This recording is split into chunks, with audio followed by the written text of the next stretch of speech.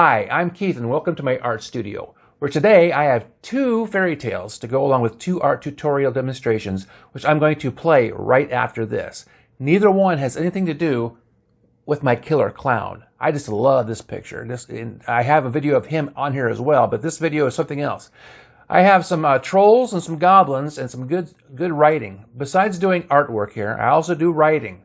I have a lot of Star Trek fan fiction on this channel. They say don't mix up your genres. I did, though. I did art and I did writing, but that's neither here nor there. If you could do me a favor, like and subscribe and check this stuff out, I would appreciate it. You're going to learn something. If you don't learn a thing, you're going to be entertained because these are fun. I'm looking for about another 600 subscribers, so if you can stick around, I would appreciate it. And here is the video. Once upon a time, a troll was walking down the busy sidewalk downtown on his way to pick up some grilling supplies, when he noticed an old man stepping out of an art supply store carrying a bag. Curious, the troll approached the old man and asked him, "What do you carry in your bag, my good sir? I too am an artist, an AI artist with much skill and ability." The old man looked at the troll and replied, "I bought some brushes, a few pencils, and some paper." The troll began to chuckle at the old man and with a hearty grin said, "Why bother with such old ways when you can type in a prompt and get any amazing art you want? I've seen some of that plastic-looking computer-generated crap, and I can say with much authority that your lazy, untalented ways produce nothing but images stolen from real artists. AI is the way of the future," the troll replied. "One day soon, this art supply store will be no more and go the way of the horse and buggy. You need to get with the future before the future buries you." "I'm not worried," the old man replied. "The novelty of your so-called art will wear off soon, and it will be you who will be left behind.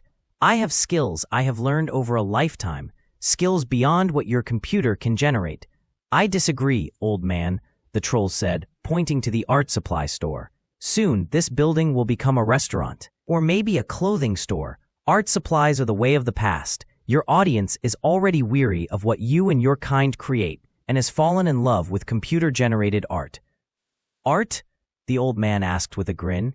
"You produce images. There is a difference. And don't worry about my audience, you sick troll. They will come back sooner than you think, and you and your computer will be out of a job." The troll pointed up to an electric billboard running an ad for shoes and noticed right away that the images being used were AI created. "Look up there, old man. See my kind of art on display. No one will hire you or your kind any longer. We are faster. We can produce more in a shorter period of time and give more options that you can." The old man looked up at the advertisement and shook his head.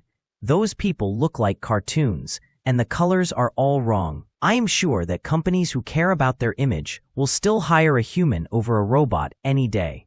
"Don't be so sure, old man," the troll said, pointing to the front door of the art supply store where the manager hung a sign for everyone to read. The sign said, "Going out of business sale, all supplies 25% off. Looks like I was correct all along." Frustrated, the old man hung his shoulders low and continued on his way to his horse and buggy. "I guess you win," the old man said, feeding his horse a cube of sugar. "Don't feel bad, old man," the troll said. "You still have an antiquated hobby, and maybe you can sell some of your work at the art in the park." The old man stepped up into his buggy, took the horse by the reins, and clip-clopped down the road to the troll's chagrin. Once upon a time, in a far-off land, lived a googly-eyed troll who lived under a bridge and awaited travelers that he could have for lunch, breakfast, or supper. For years, this troll was known to the local townspeople, who avoided the bridge and hoped that one day the troll would starve and be gone forever. But that day never came, because there would always be a traveler from a far-off land who didn't know of the troll, who would end up as a meal for the hideous, ugly troll. Then one day a traveler came, who had heard rumors of the troll and came prepared to cross the bridge on his own terms. Halfway across the wooden, creaky bridge, the troll appeared with a hatchet ready to make a meal of the traveler when the traveler raised his hand and addressed the troll. "Hear me now, troll. You will not kill me and eat me like you have done to so many others before me. I am prepared to make you a deal that will secure my safe passage across your bridge." Surprised, the troll responded, Many have tried to strike a deal with me, and none have made a bargain. What makes you think you will be the first to cross my bridge unharmed? I carry something that I will use to bargain my way across your bridge, something even you won't be able to forgo. What makes you think I can't kill you and take whatever this thing is without striking a bargain? Why would I need to make a deal with you? I planned this out before I ever left my home. The substance I carry will evaporate if I die before I hand it over, and I will only hand it over after I am safely across this bridge, the traveler replied. Once you hand it to me, I can run you through. I don't think you thought your plan out well, the troll replied. And what makes you think I would want it from you in the first place? Oh, I thought it through well, my friend, the traveler replied, and he reached into his pocket, pulling out an object wrapped in leather. What is it? The troll asked, shaking his head. I live a simple life, and I don't require much, especially from someone I plan to eat with. My stomach is empty, and all I need from you is your body. The traveler pulled the wrapping and exposed a vial filled with a sparkling blue fluid. This will satisfy your hunger for all eternity, the traveler replied. You will no longer need to kill innocent travelers who cross your bridge to survive. If that is the case, give it to me now. If what you say is indeed true, I will not need to kill you, and you may pass. I agree, but I will only give it to you once I am on the other side of the bridge. That makes no sense. If your potion works, it will work anywhere. I think you are trying to trick me. I don't believe your potion is a potion at all.